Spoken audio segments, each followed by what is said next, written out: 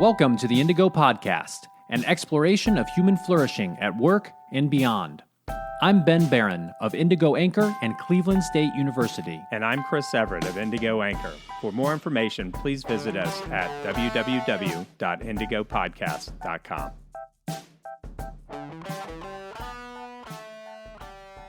Today's episode is about career pivots, champions, and finding purpose with our good friend, Kate Ball. Yes, indeed. We Hello. have Kate in the studio, Kate. so to speak.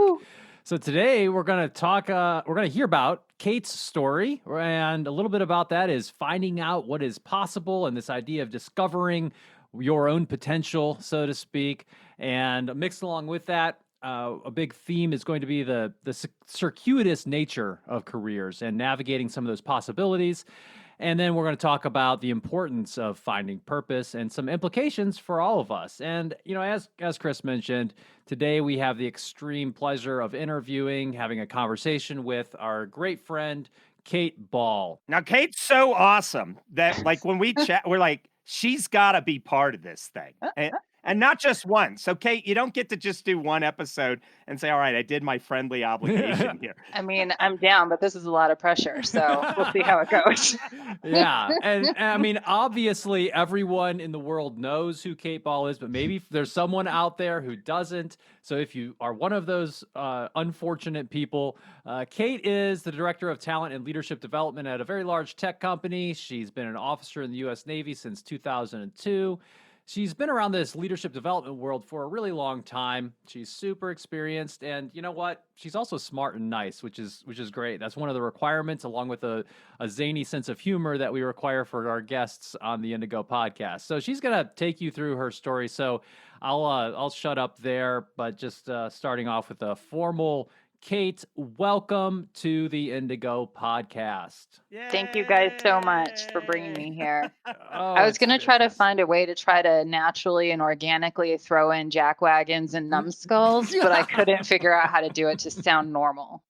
That's So right. it's not part of my everyday vernacular. Well, So stay tuned for the jackwagon and numbskull coffee mugs. We'll have to develop those. Yes.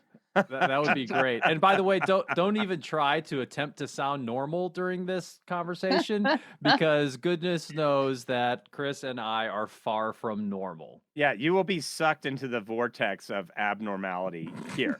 So, I mean, that was pretty much my expectation when I came on here today.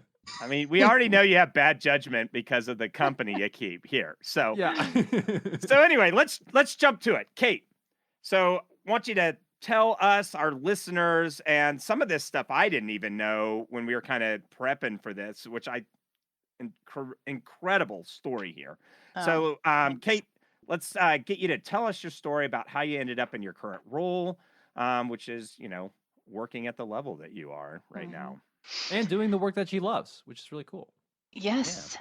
Thank you so very much. So, when we were talking about how to prep and how we wanted to start, and we really began our focus on the career pivots that people take, I figured that I would start a little farther back than I normally do when I take them through my career journey, which is, even just deciding to go to the Naval Academy in general, because I think it's worth it to talk about doing things unexpectedly in your life that weren't originally part of the plan, because who knows how that could turn out, and taking some risk, I think is healthy and good. Yeah, so just on real quick, do you know, if you walk into a room of crowded people, do you know how to immediately know if anyone in that room has either gone to the Naval Academy or Notre Dame?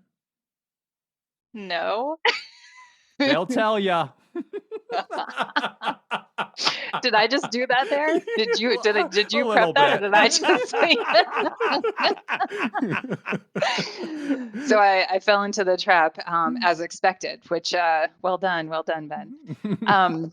Anyway, so going back to when I was in high school, I didn't really know what I wanted to do. I wasn't really sure, where I was going to go to college, but I knew I had to try to find a scholarship or something somewhere, and it just wasn't happening for me. My grades weren't, straight A's everywhere, and I was a swimmer, but my sport wasn't high enough that it was one which was going to get me a full ride someplace. So I happened to be at a swim meet, and the coach from the Naval Academy was there, and they approached me and asked me if I'd ever considered the military. Answer was no, I had not considered the military before. But what I realized was, opportunity to go to really good school and guaranteed job when I finished. And then by the end of that, I could get out after my 5 years. And at that point, hopefully, I knew what I wanted to do when I grew up. And so I kind of just took that as my way to find my path in a kind of unexpected way, I guess. So go to the Naval Academy. I became a surface warfare officer. So that's the person who is, going out to sea and traveling the world. So the person that you think about whenever you think about the Navy, out on ships. And I did a deployment over to around South America, and then another one over in the Mediterranean. So I got to see many, many cultures, lots of cool people, do some really cool missions. And I actually ended up really loving everything that I was doing. What were your jobs? What ships did you serve on, and what jobs did you have? Yeah, so I was on the USS Oban, and I did both of my tours on that ship. Typically, people go from one ship to another, and I started out as the communications officer, and for my second tour, I was the navigator. And so, Sweet. yeah, and my ship, I was so lucky. My ship had the coolest missions. The first deployment that I did down in South America, we were doing counter drug ops.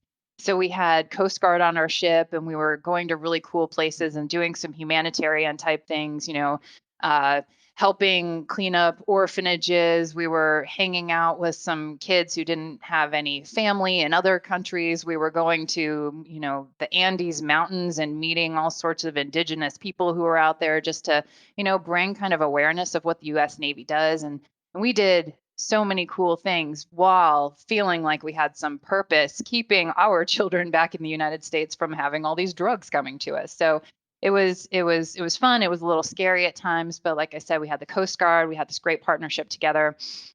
And so went all over South America and had this really great experience there.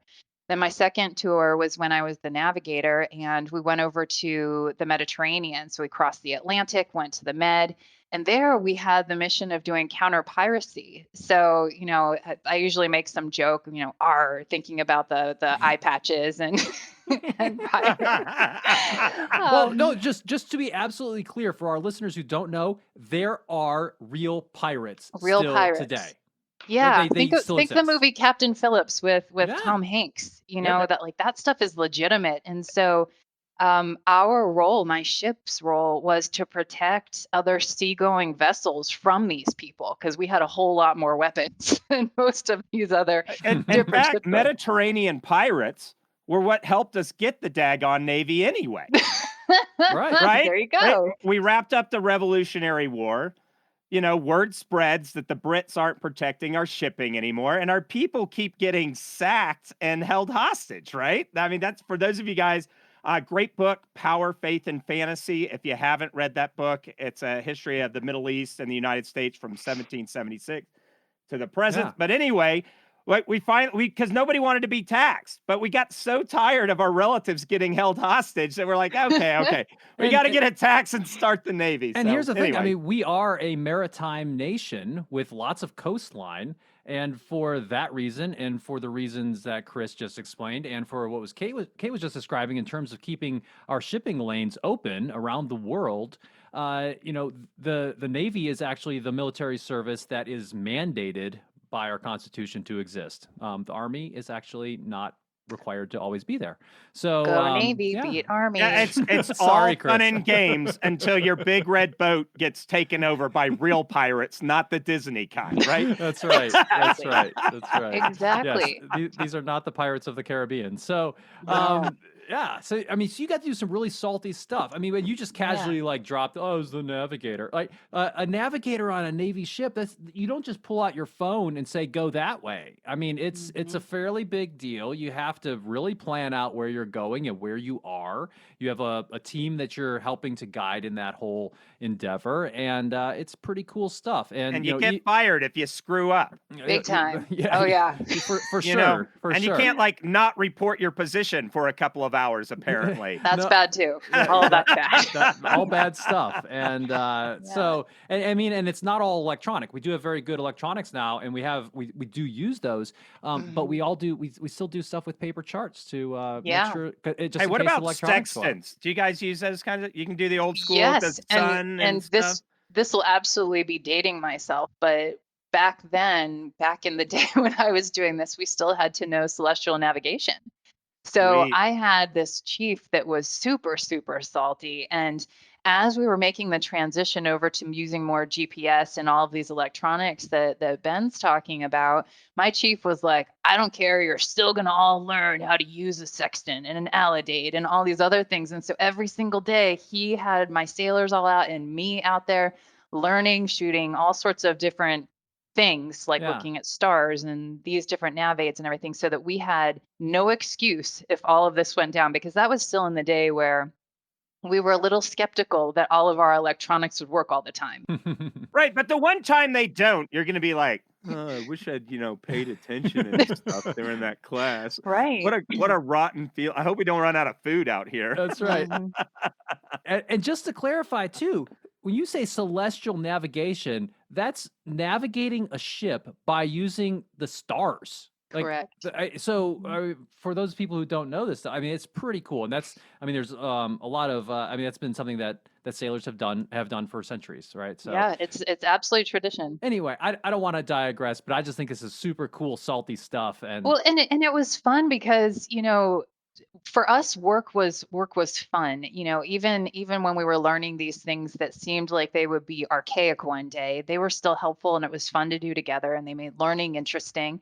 And then, your sailors would be up on the top of the ship talking to another ship using Morse code or semaphore, that's using flags when they're talking. And it was just amazing how many different ways we have to communicate with one another, just using all of these different, I don't know, movements and flashes and things. So learning was fun, even though it was absolutely a necessity for us to actually have that skill set too. Does that make sense? Awesome. Yeah. Yeah. Now this was in 2002, 2003, for that time frame.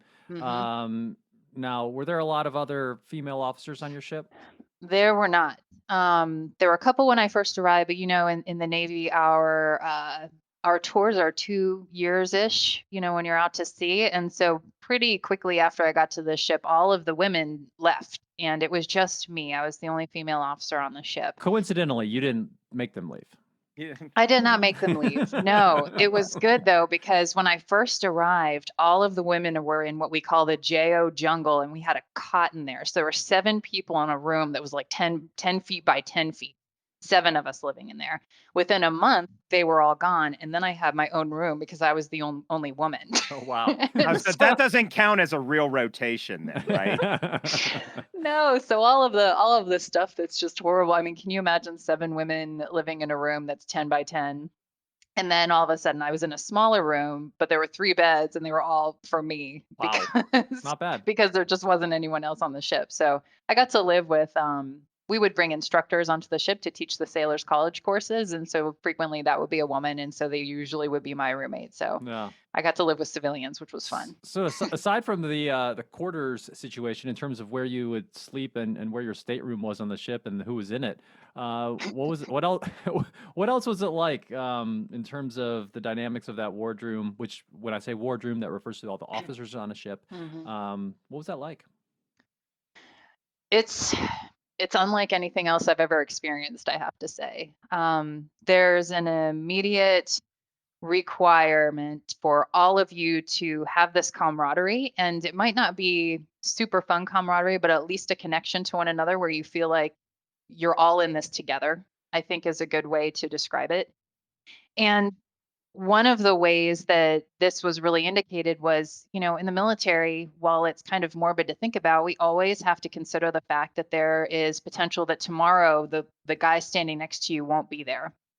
I usually now use the reference, what if the guy on your team wins the lottery tomorrow and has $500 million and doesn't come back the next day? Are they ready to step into the shoes of the people around them? So I've changed my dialogue a little bit when it comes to that. But in the military, Let's macabre. Yes, let's macabre. In the military, that's a real thing that we have to think about. So the idea of making sure every single person around you is developed and ready and can step into your shoes and understand your role is it's vital. Like we look at that as something that has to be done. And to the point where we even had a gentleman that was on my ship. He was our chief engineer, and every single time we pulled into port, you can imagine people have been out to sea for weeks and weeks and weeks, and they just want to get off the ship so they can breathe some air, stand on land that's not moving everywhere, and just enjoy themselves for a couple days. But we had this one gentleman who we would pull into port, and he'd say, "When we pull in for 4 hours, I will sit in the wardroom and I will teach you and I will train you and I will develop you very specifically around the requirements that it takes to be a surface warfare officer." So we have a very strict kind of development pipeline that you have to go through, which will indicate whether or not you are now qualified to drive any ship in the Navy. That's the way we think about it. It's a little bit more complex than that, but it has to do with understanding engineering systems and navigation and driving the ship in general and the tactics involved with what we do with our weapons should anything happen. And this gentleman, no kidding, every single time we pulled into port would sit in that wardroom, even if not a single person showed up, and he would be ready to teach, train, and develop them around all of that stuff. 'Cause he said, one day I'm not going to be here, and somebody has to be able and willing and understand this stuff. And just to pause on that, that's a big sacrifice for a person to. You're saying you go into port. Now, you've been at Yes. sea for a while. Usually Yes. when you pull into port, as soon as you can. Now, if you're the chief engineer, you're oftentimes doing a lot of things to kind of, set up some of the Mhm. engineering services for the Yep. ship, like getting electrical cables over and all that kind of stuff. But anyway, once you get that done, oftentimes it's like, okay, I kind of want to go see what this place is like. Yes. So to me, I just think it's interesting for our listeners to realize what a sacrifice it was for this person to take that time at which he could have been doing something else more Anything. enjoyable perhaps, and said, no, I'm going to mentor and try to train and develop these people on the ship. And I just think it's a really interesting mentoring experience that you had there. Yeah, and it's one of those where I didn't realize that it was shaping me early in my own belief of how you always need to give back, what people give to you if there's a way that you can give it back. And he just, I mean, every single time we pulled into port, this is what he would do. And no kidding, sometimes nobody would show up, but he would still be in that room because he committed that to the other junior officers on the ship. And this gentleman, he already had all of these qualifications. So there was no reason that he had to sit there and do this. To your point, he could immediately go off and have a beer with everybody else. Right. But he said, this is a thing that I am obligated to do as an officer in the Navy. I need to be here to develop these junior officers.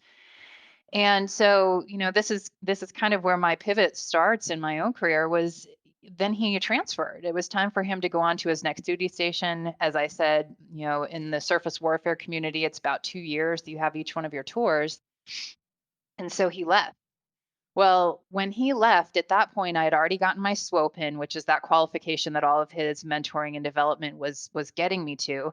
I had these books of notes that were really well laid out and really specific and labeled and tabbed with each one of the different areas that we needed to focus on. And with that, I said, well, he's gone, so I'll just do it. And I started to be the one that came in every time we pulled into port, and I said, I'll be here for a few hours and we can go over all this stuff, whatever it is you want to talk about. And then I would pull out my book and I would tab it open to where it was, and that's what we would talk about. And it it just felt like something I needed to do. And I think it's because I had watched this gentleman for these past couple years really, he drove it into our heads that this was something important. And so I started doing that with our junior officers. And I mean, I was probably one of the most annoying teachers that we had, going through this stuff. So when our junior officers were trying to learn, there are different sound signals that ships make, especially when it's foggy outside, so that other ships in the area know what they are. And so when I would say to my sailors, or my junior officers, what sound will you hear if there's a man overboard? And instead of me allowing them to just say 5 short blasts, I would make them make the sound of 5 short blasts. Meh, meh, meh, meh, meh, meh. And they hated it. But I was like, you will never forget it because you just did it like That's that. And they're like, awesome. okay, you're right. Yeah. So to put this into Star Wars terms, so you have Yoda there who's helping everybody, and then Yoda leaves, and then you were already a Jedi at this point. You had your SWO pin, you had your qualification. You I could like have I just like this analogy. Yeah, This so is you good. could have just done whatever you wanted, but then you said no. There are other young Padawans who need my help, and I'm sure you didn't do it in that kind of condescending Womp way, womp. right? I used other voices. But It's what's fine. interesting, but then you saw that, and correct me if I'm wrong, but it's like, hey, like I can kind of pay it forward a little bit Yeah. here. Mm-hmm. And so, and it goes back to kind of something I talk to people about where you're always being watched as a leader. And a lot of people don't like to hear that. They want to be like, well, I can have a bad day as leader. It's okay if I have a bad day. And I say, sure, it's okay if you have a bad day, but I still believe you're always being watched, and everything you do, people are paying attention to. And I don't think I realized it at that time, but it's true. And so it's about time for me to start looking at where I'm going to go next. And my commanding officer came to me and said, hey, there's a job open to go and teach leadership, ethics, and law at the Naval Academy. Would you be interested in that? And I was like, sir, no, I don't like being the center of attention. I don't think I'm good in front of a large audience. I'm not interested in any of that. And he said, okay, well, let's talk about it in a week. And then a week goes by, and I'm telling myself he's forgotten about it. And no kidding, he comes up to me again and says, hey, have you been thinking about this thing that we said we were going to talk about again in a week? And, would you like to go and teach leadership at the Naval Academy? And again, I said, sir, I don't think that I don't think this is the right next role for me. I like being out on the high seas, and this is fun. And, I'm traveling the world. Now, here's a secret that not many people know. I don't talk about this very much with with people when I'm talking about my seagoing experience, but I get violently seasick. Violently. So my sailors literally had tiny trash bags on the navigation table, and they could see when my face was turning green. They'd pull one out, and I'd run to the side of the ship and grab it, boot and run, and get back to the front of the ship and drive again. So my commanding officer even used that. He was like, hey, you puke all the time when you're on the bridge driving. So this was half career guidance, half confrontation. Yeah, exactly. He was like, actually, we're just tired of cleaning up Kate's vomit. And Sir, I don't care what it is, but you got to get her out of here. Oh my goodness. And it was a really funny conversation, because he's like, I bet you have Dramamine in your pocket right now. And here I pull out a pack of Dramamine. I'm like, yes, sir, I do. And he said, okay, well, all joking aside, he said, what I think you're not realizing is all of these things you're saying you're worried you're not good at, or you're worried you won't be able to do. He goes, you've been doing them. He said, every single time you sit there in front of these JOs and you teach and you train and you develop and you give them that time and that mentorship, he goes, you're doing all the same stuff you're going to do at the Naval Academy. And so, partially because I know Annapolis is beautiful in the springtime, and, it was time for me to go to my shore duty anyway. And I thought, okay, maybe he's on to something. I guess I'll give it a try. So to say that I was jumping at the opportunity would be very misleading. Instead, I'd say I was kind of dragging my feet and begrudgingly taking these orders that people are dying to get, So I leave my ship. It's time for me to go. I go to the Naval Academy, and within 1 month of taking that job, I realized that this is what I wanted to do for the rest of my life. Wow. You're learning about all these characteristics of leadership that you hadn't considered before. You're getting so deep into the theory that's behind it, and the psychology around human behavior, and how your actions can affect people in such a drastic way that truly, as a leader, you have an obligation to do it right.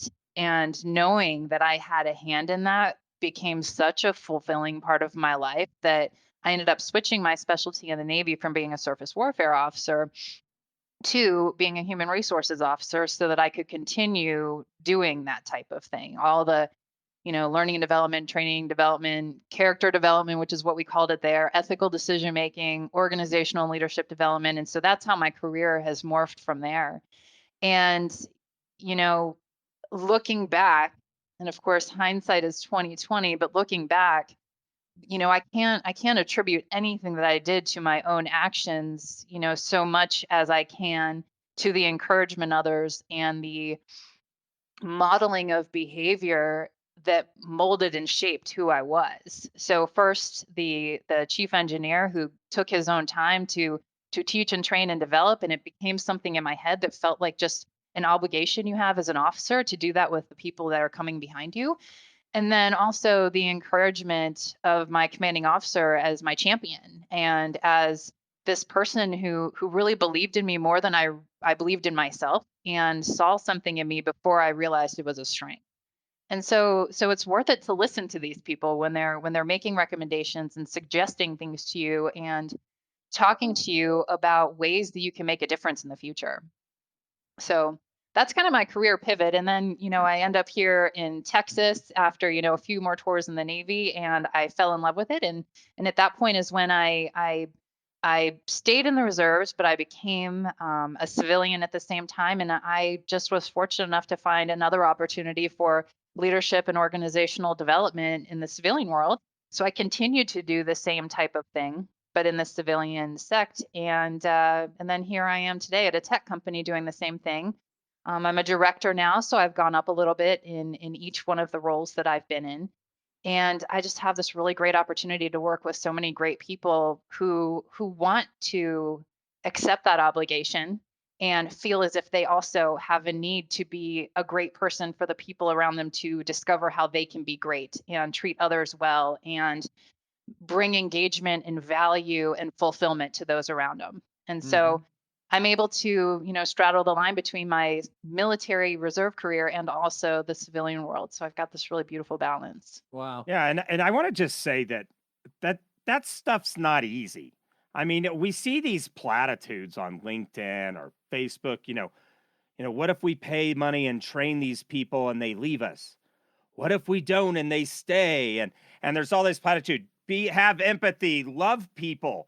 Okay, I don't know anybody that doesn't buy that stuff, right? Right. But then when the rubber meets the road, well, how do you do it? It's like, all right, hey, listen, this is a boxing match, right? You're going to go in there, you're going to use your hands, and I don't know, then you're going to win, right? Because winning's great. Well, great. Do I hold my hands here? Is it called boxing, or should we use the original term, fisticuffs? Right? I mean, there is, just so people know that this is not a bunch of fluffy kumbaya baloney. There's actual science behind leadership. There's actual science behind empathy, creating people mock the idea of safe place, but a culture where it's safe to speak out about ethical violations is important if you want to not get sidelined by something that your lower managers are doing. I mean, there's very concrete things. So you spend 2 years at the U.S. Navy Academy developing your chops and really learning that stuff cold. Because you kind of, I don't know.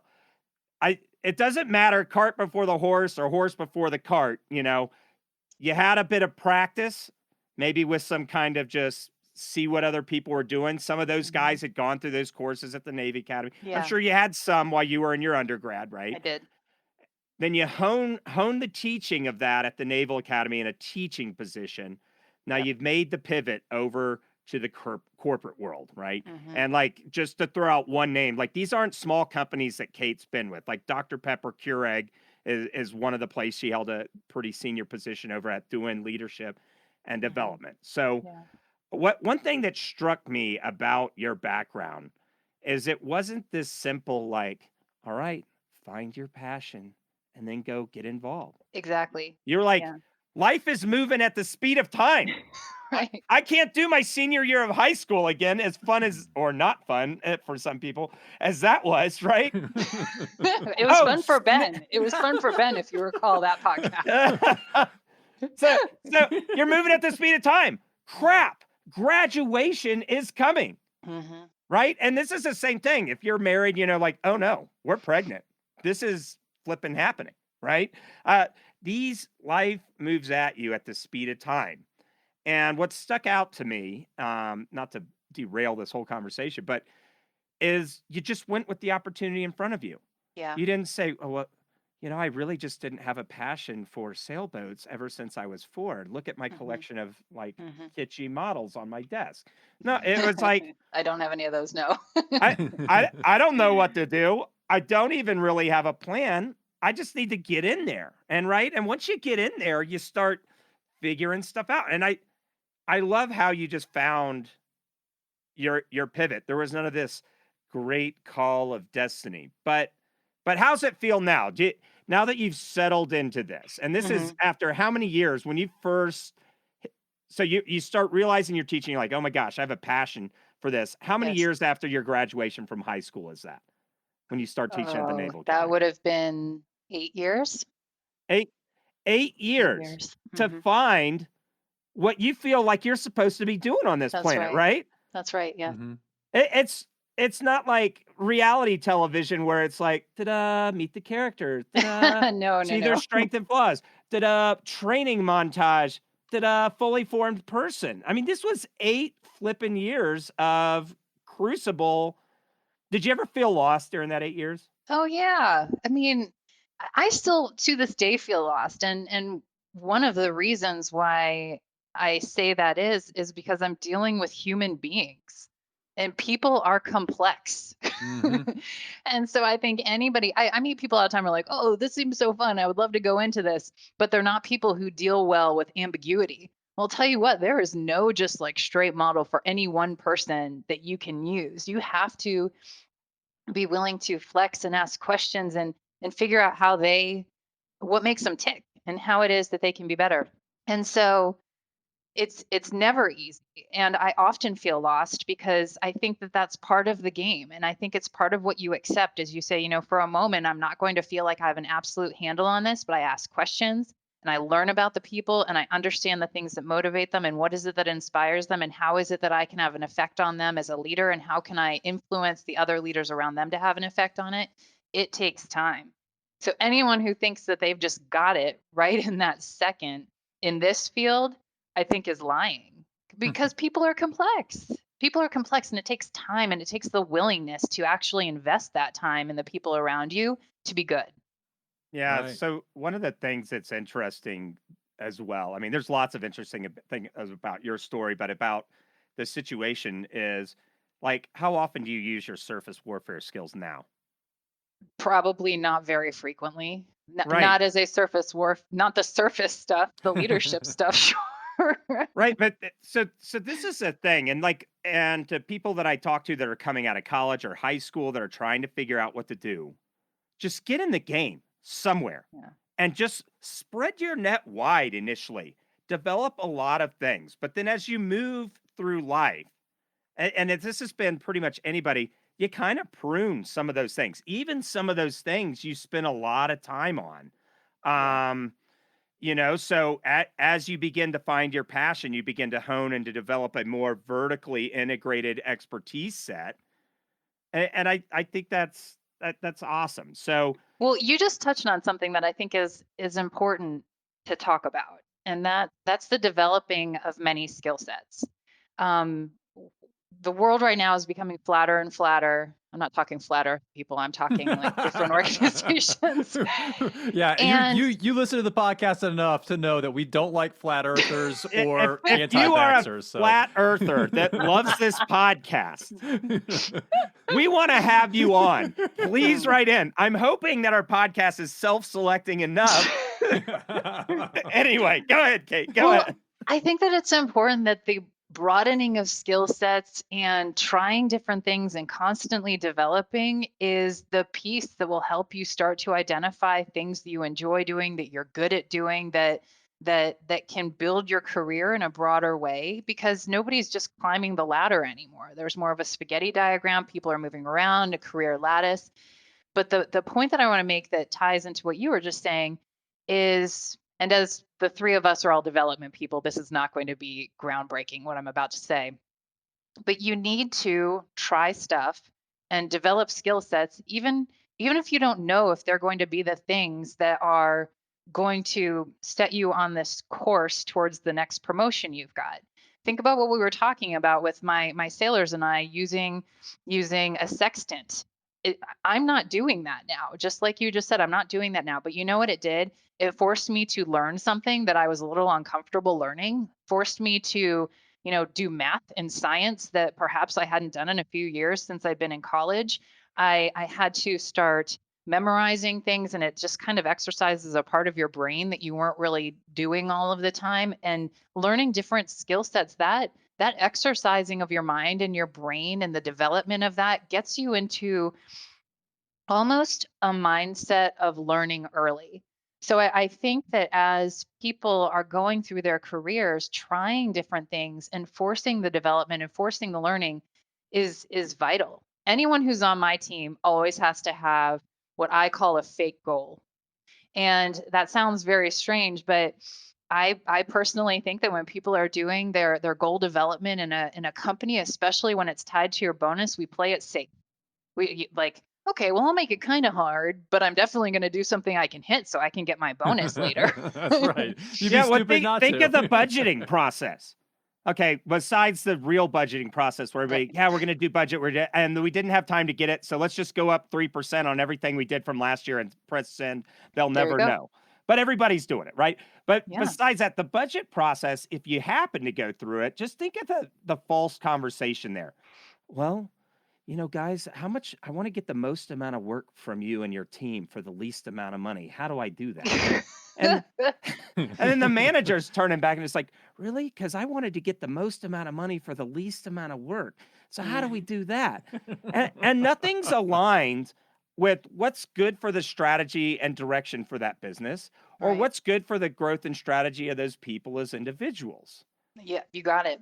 That's exactly what I mean by my fake goal. When you play it safe or you have these like false ways that you're putting parameters around yourself for how it is that you think you're going to need your budget next year, I don't think that we're very realistic or very honest with ourselves. And so being in the development world and having a team of development people, I say to them, you always need to be developing yourself. Otherwise, we can't be expecting that of others. And so you need to have your fake goal that is not in your goals. We have our goals, the things and objectives that we want to make sure we're accomplishing next year. I don't care what it is, but you're going to be doing something in the developmental world outside of that. And it's just between you and me, unless you want other people to know. But it needs to be something where you're taking a risk, something that you might fail at, and something that if it works, then it's going to be a pretty awesome feeling when you realize you can do something that you would have never expected you were capable of doing before. But it's okay if you fail because it's just you and me who know about it. And so I've had some people do some of the most incredible things. I had one woman who had never had direct reports before. She didn't have any direct reports on the horizon or anything, and she said, "I want to learn how to coach. So in our one-on-ones that we have, let's role play every single time." And I said, "Absolutely." But you know what? If she sucked at coaching and if she failed miserably, who cares? Her bonus isn't tied to it. She doesn't have direct reports who are going to fail right now. Instead, it's just the two of us working on it together. And so that was not part of her job, not at that point anyway. And now I have data points where this woman has now completely switched the trajectory of her role because she has clearly demonstrated that she's capable of something that was not part of her original job description. I had another guy who, outside of the professional part, he said, I want to learn how to play the piano. And it's not because I want to play the piano, but I don't spend enough time with my one daughter who plays the piano all the time. I'm going to learn how to play the piano so that I can do that with her. No kidding, this guy, he was playing the piano with his daughter at a concert in the Macy's fragrance department. But it was something that I could ask him about, see how he was progressing. He was using his mind in a way that he had never used it before and continuing to develop in a way that he had never expected he was able to before. So twofold, he had that developmental opportunity. He was also spending more time with his daughter, which leads to a happier employee, which leads to better productivity at work. So there are a lot of things that go into the development. And I think Chris, when you mentioned it earlier, it's important that we continue to learn and we continue to develop skill sets that maybe aren't necessarily within our current job description of what it is we should be doing. Yeah, and well, I mean, psychologically, the reason why that works is, or reason why it's beneficial to learn things maybe that and get good at stuff that's, maybe not even related to your actual job, is that it helps us to develop what we call self-efficacy. This idea Mm, that you can do stuff, that you can learn things, that you can try new things, and be audacious in your goals. So for example, maybe to use some of the examples you had, right? It may have given you, you can tell me if this is true or not, but it may have given you a little bit less hesitation to try something new in the corporate world because you had these examples to draw upon from your Navy experiences saying, you know what? I learned celestial navigation. It was hard, but I did it. And you know what? That means that I have enough faith in myself that I can learn something new. And I just think that it's such an interesting and useful part of leadership when we can help people understand and see the potential in themselves. And I sometimes I ask my MBA students or ask people if they've ever had someone like that in their life, and there's a good number of people who don't yeah. have somebody who has helped them do something that they didn't think was possible. And I just Hmm. think that's a shame. But I also think it's a huge opportunity for all of us as leaders to help everyone around us to flourish a little bit more in life. Absolutely. And Chris kind of turned me yesterday when he turned something back on me that I think is worth us talking about real quick. When I said I was like, I feel like I'm a very lucky individual. I found this thing that I'm passionate about, that I love, that I happen to be good at. And so I have derived a lot of fulfillment in what I do. And I don't feel like everybody has that same feeling. And Chris, what was it you said to me to that? Well, I was like, I grew up in the evangelical church, and one of the things that was really important is finding God's one magical person for you to marry, right? Now, if you believe that, great. That's fine. But I see so many times that like there must be this one magical thing for me to do. Well, what do you do in the meantime? We haven't found the magical thing. Are you just gonna have a crap life along to finding that magical thing? And I was like, well, Kate, and this is dealing with soldiers that have had trauma or people that have like, if you love running and that's your thing, and you're in a car, let's say you're an Olympian that runs the 400, amazing, and you have a car wreck and you lose your legs. Well, is life just supposed to be crap for you at that point? And I get it, having an identity in something you do, it can be a compelling drug. But I wanna say, in my view, it's a mirage. We need to focus more on having an operating system of resilience. I'm happy and present in the moment. I'm developing my operating system, which is being a continually developing, learning type person.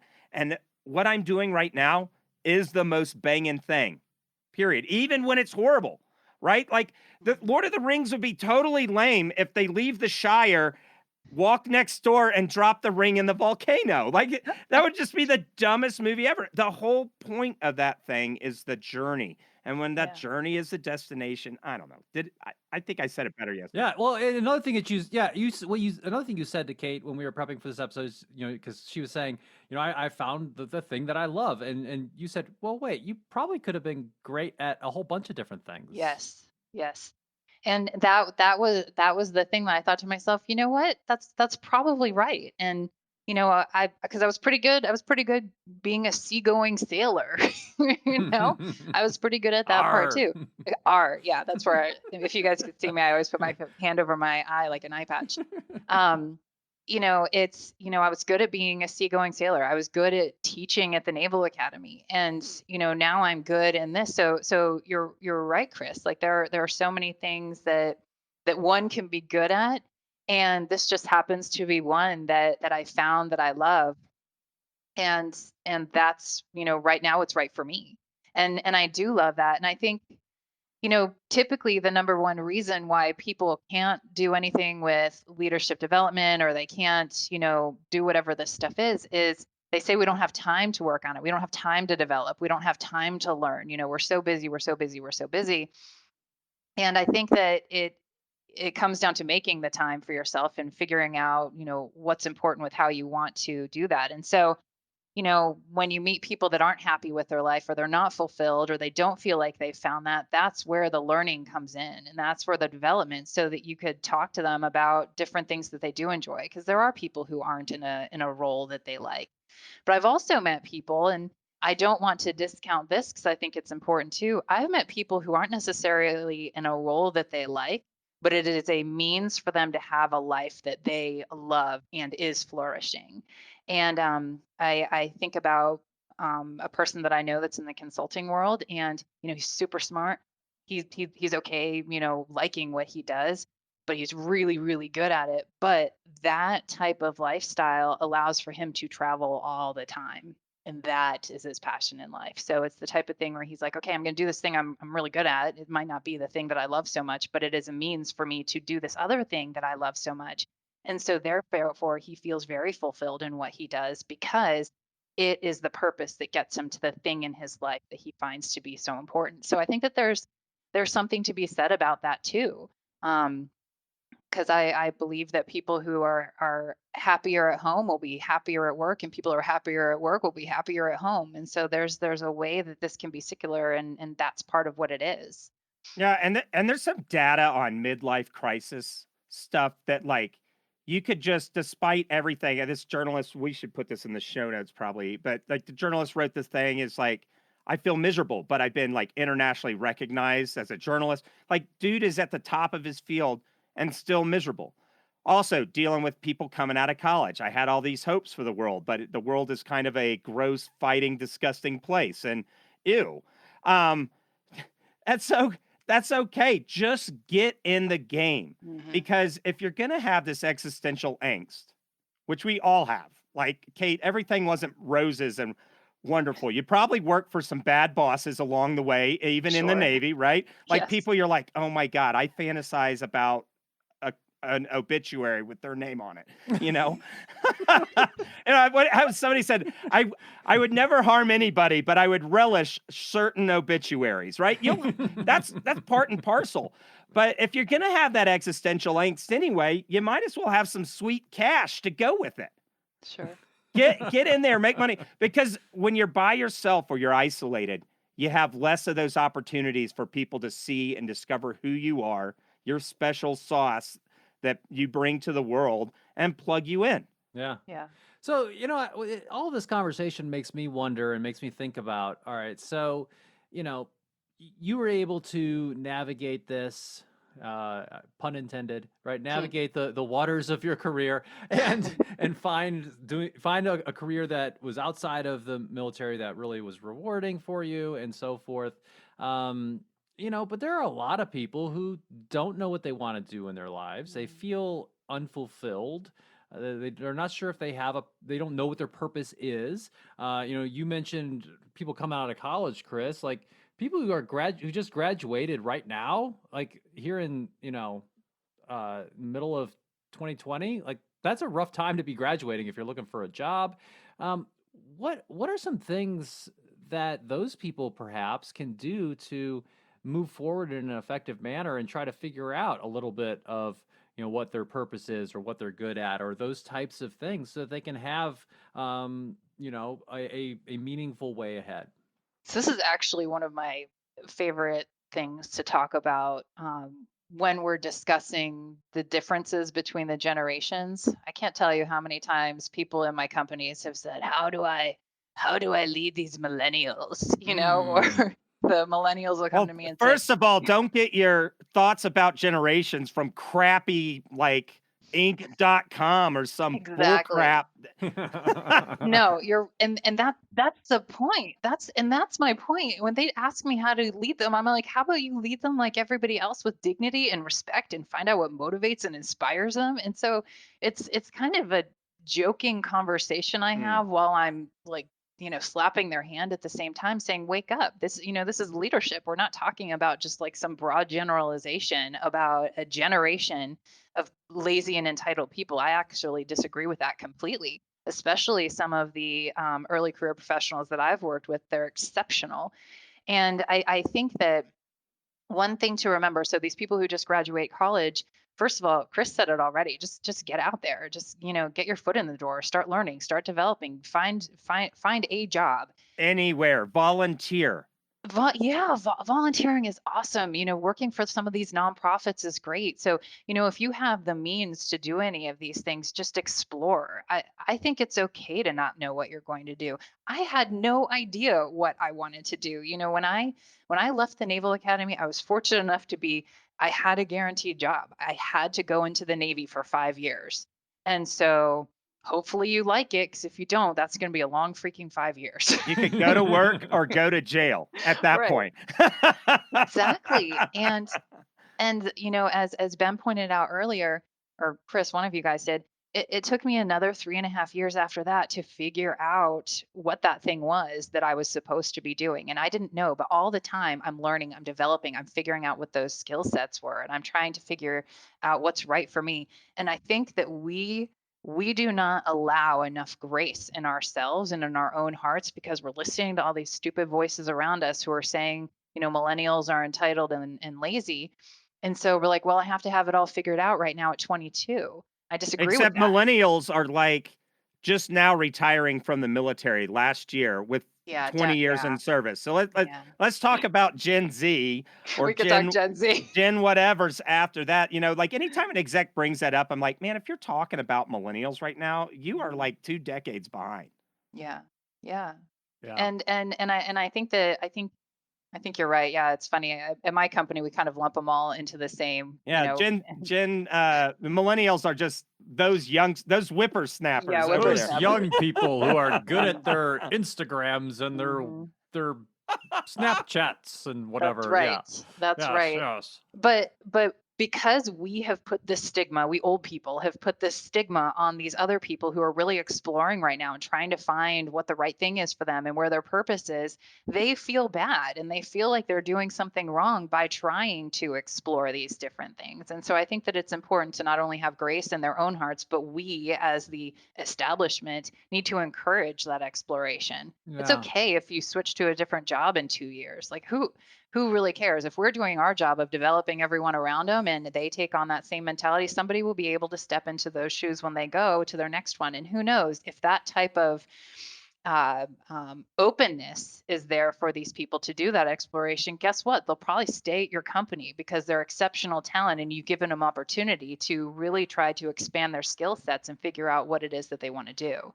So I think that there's a give and take that's associated with that.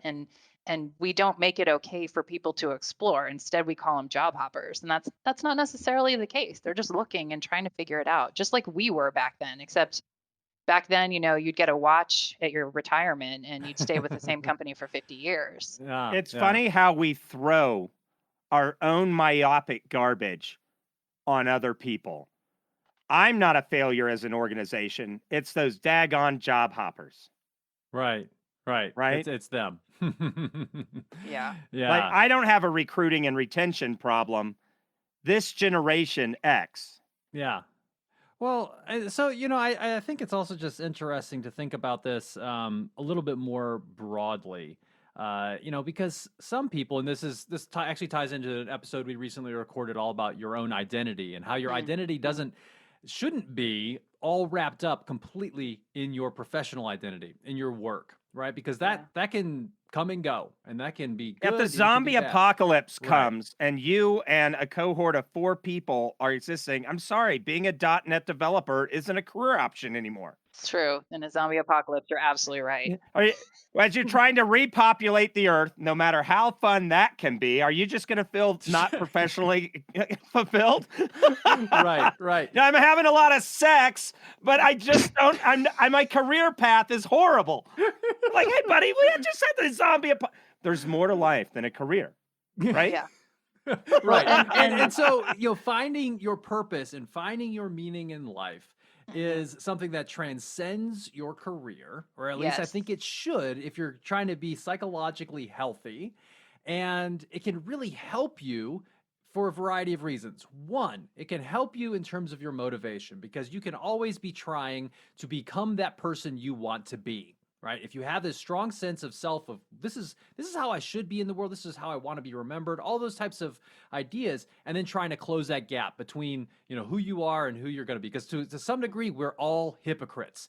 We all have this inflated version of ourselves, and we're all, I think, if we're honest with ourselves, trying to achieve that, and and that's healthy, right? The other thing it can help us with is when things go wrong, when we face adversity, then if we have a strong sense of purpose and meaning and what we're supposed to be doing with ourselves and what are the good ways in which I can spend my time, then we can feel good about what we're doing and we can continue to endure in the face of all of that. So, there's some great studies on this idea of hardiness, which is, having that sense of purpose and meaning in the face of adversity. So I think those are some other even broader benefits of trying to find your purpose. And it may be through your career, it may be in other ways. Like, for example, Kate, your passion for helping others, become better leaders or become better people or figure out what they want to do with themselves, all of that, that extends way beyond the workplace. It does. And I think that tying back into what you just said, that, there's an element of self-reflection and self-awareness that needs to come into all of this. Because that piece that transcends past work, I mean, you have people say, well, I'm one person at work and I'm another person when I'm at home. Hmm. I am told that all the time. And I typically ask the question, well, is that exhausting for you?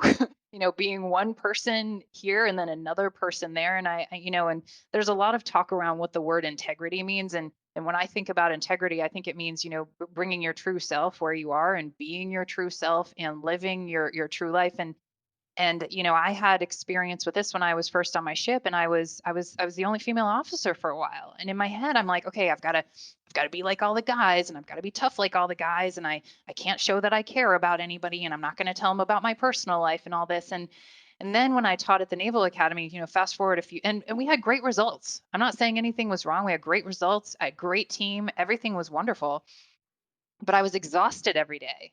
I was exhausted.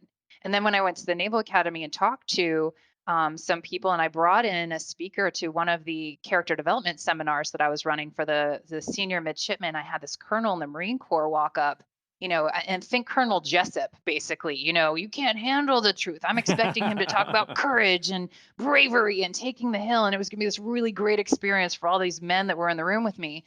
And he stood up there and he said, my number one rule for how it is you can be a good leader is to love your people. And on a dime, my mentality shifted with what you're supposed to do. And I thought, wait, that's not any of the stuff I was expecting. He said, well, it's not about hugs and stuff. It's about just caring for your people. And if you are a caring person and you care for your people and you learn about your people and you ask what's going on and you know how their families are doing, you are going to be a better leader for them. And what I realized was this entire time I'd been trying to be a leader that I wasn't. And so I said, okay, I guess it's okay if I ask them how their families are. I guess it's okay if I tell them how my family is. And all of a sudden, guys, this weight was lifted from my shoulders. I physically felt lighter because all of a sudden I was my normal person. I'm a person who wants to know how your family is doing. And I like sharing with you that I went on a run today and it cleared my mind. But I didn't think I could talk about that stuff. So I was trying to be a leader I am not actually. And so through that self-reflection and the self-awareness that I was acting in a way that was not, it just wasn't who I am, basically. It became an entirely different leadership journey for me. Leadership is not easy. So I'm going to use this word, and it's the wrong word, but it felt easier and it felt lighter and it felt right.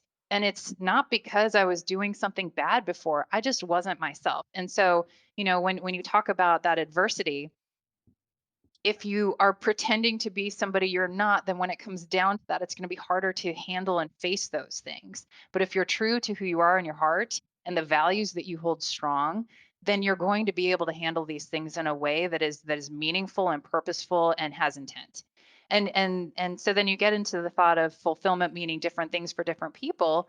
Another piece is I've talked to people about, what those values are and the things that motivate and inspire them to be their best at work, and so that they can figure out how to bring that to their own people.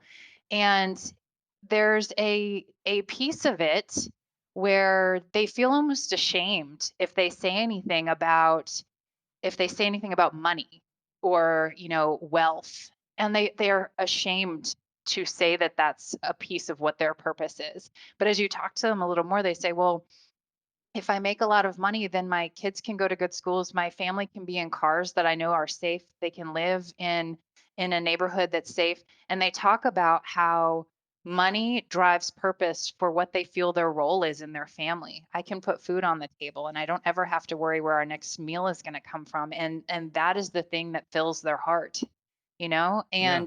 And I think that that's something to recognize and admire and honor, as opposed to saying, well, you're just a superficial person that just wants money. There's always more to it. I don't care what word it is they say their value is, there's more to it. And as a leader, you understand the context behind it so that you can help engage in that fulfillment. Yeah, and I think, to that point, I think fulfillment, of course, means different things to different people. And what you've been talking about here, I think, is different from the idea of, hey, just go do what you love, right? Because that's going to be a never-ending, I think, pursuit of, hey, like I had a bad day. This isn't what I love anymore. I'm going to go do something else. And another thought here is just that, that whole idea of just do what you love. It's kind of a privileged idea, right? Maybe And there's been $1 billion whatever industry set up selling you crap books that will tell you. Yeah. And it's almost Yeah. like the perfect thing. Create a crap book offering false promises that will answer all your wildest dreams. Yeah. Wildest dreams aren't fulfilled. Oh, look, we could sell them another crap book. Try preying on people's things. Listen, that's not the way to finding Yeah. satisfaction. And that's not what I we're mean, talking I about left here. out the part where my chief and I were in the bilge, which is not a fun place in the ship, cleaning up stuff. Like there is something to be Yeah. said about getting in there, getting your hands dirty, doing the dirty work before you find this thing, and that's okay. And I think that that does help build character. I feel like my grandparents saying that, but I think that there's something to be said about that stuff. Yeah. And so, like you were saying, Kate, leadership is a gauntlet. It is tough, but you had been running that gauntlet with the 50-pound backpack on your back, you know? And so I have a lot of nexus with the LGBT community, and this Yeah. is Pride Month. This is we're recording this June 25th, 2020. Kate has her Love is Love shirt on. We do. learn about the psychology of the closet. And so there's like two takeaways. One, it's really hard. And if you have to stay in the closet, that really freaking stinks, right? But another piece of that is if you're an organization, you got to ask yourself, and this should maybe be baked into some like culture climate surveys and different stuff, is what about your culture is making it to where people can't bring their self to work? Like Yeah. there's a gauntlet. And so if you're and we talk about it out of the literature and of authentic leadership, right? If you go ahead and set the tone of being authentic, you can have that downstream impact on everybody that you come in touch with. Absolutely. People feel it, Chris. I think people can see right through you when you're faking it. And so, as a leader, if you have that authenticity and that genuineness, people can feel it. You may be able to get away with it for a while. You may be able to get away with it, but I think people see through you. People are smart, and people can see genuine intent. And if you don't have it, then I think you're missing the mark. So I think that that's a great way to put it. Yeah, some of the imposter syndrome is you are indeed faking it, and you should Yes. stop. Yes. That's Yeah. right. That's right. I'm also reminded of this whole idea of trying to find your purpose or your meaning and so forth. And a book that we have oftentimes discussed a little bit in different ways on the podcast is Man's Search for Meaning by Viktor Frankl. And one of the, so he was a Jewish psychiatrist who was imprisoned in the concentration camps during World War II. And he talks a lot about how, during those times, those most horrific times of humanity, right? He was even able to find moments of joy and beauty in those moments Yeah. because of his purpose and meaning that he carried with him. And, a big point of the book. So he's a psychiatrist, right? So he thinks about these things and is analyzing them. And a big point of the book was, I can't tell you what your purpose necessarily is. That is a question that you have to answer. And the way that you start to answer that, as we've discussed today, I think involves trial and error, and it involves this journey that we're all on. You're absolutely right, and it's interesting. You guys did a podcast a few months ago, and it was actually one of my favorite podcasts. And you asked that question. You asked the question, "What is your purpose, and how do you decide what that is?" And unfortunately, there's no like golden egg or magic answer or anything like that. It's different for every single person. Like I said, there was that guy who was like making a lot of money is my purpose because taking care of my family is the number one thing I want to do in my life. I've already told you what I think that my purpose is. I feel that I am very fulfilled, feeling as if I'm making a difference in people's lives so that they can make a difference in others. I think that, driving that engagement and the value that people feel through the work that they've got is very important. But there's a guy at my work. I work for a tech company, man. He sits in that corner and writes code all day, and it's like the best day of his life every single day. To me, I can't even imagine that. I can't even imagine that. But that's his thing, so you got to find what your thing is. What's the thing that makes you excited each day, and it a means to the end, which is kind of what we were talking about my friend who's a consultant and just wants to travel all the time. And so his life is very fulfilled because he has found the way to bring that fulfillment into his life. I actually think that what I do, my work, is very fulfilling for me too. So it's different for everyone, and everyone's purpose is different, and everyone has to do that own self-discovery to try to learn what that is. But it comes through the self-reflection and the self-awareness and learning and opening your mind to different opportunities that you may not have ever expected, and listen to the people around you, because it's amazing. You might have champions right there for you and for what you do that you had no idea were onto something to begin with. So something to be said for that too. That's right. So this was a fantastic conversation, and it was just so fun to Thank hear you. your perspective on career pivots and finding those champions and being those champions for other people and finding purpose. Hearing a little bit of your story and that circuitous way in which you ended up to where you are today, and then some of the implications that it has for the rest of us. I guess last I'd like just to ask you, is there anything else that you would have that you want to share with our listeners about flourishing in life, or anything at all, Kate? Yes, very relevant to flourishing in life. I have to say it again. Go Navy, beat Army. Ah, Outstanding. yeah, you Outstanding. got two Navy guys and an Army guy over here. Chris, you are outnumbered. That's Yes. right. Well, Our really bad football teams will flail each other. Yes. well, Kate Ball, thank you so much for being a part of the Indigo podcast. Thank you guys so much. This was wonderful. I love hanging out with you guys. So thank you very, very much for giving me the opportunity. Thanks for listening to the Indigo Podcast. If you like this podcast, please consider helping us by rating us on Apple Podcasts or wherever you listen, telling your friends about us, having us on your podcast, or mentioning us on social media. Our website is www.indigopodcast.com, where you can access more information about us and this episode. Thanks again, and we look forward to talking with you again soon.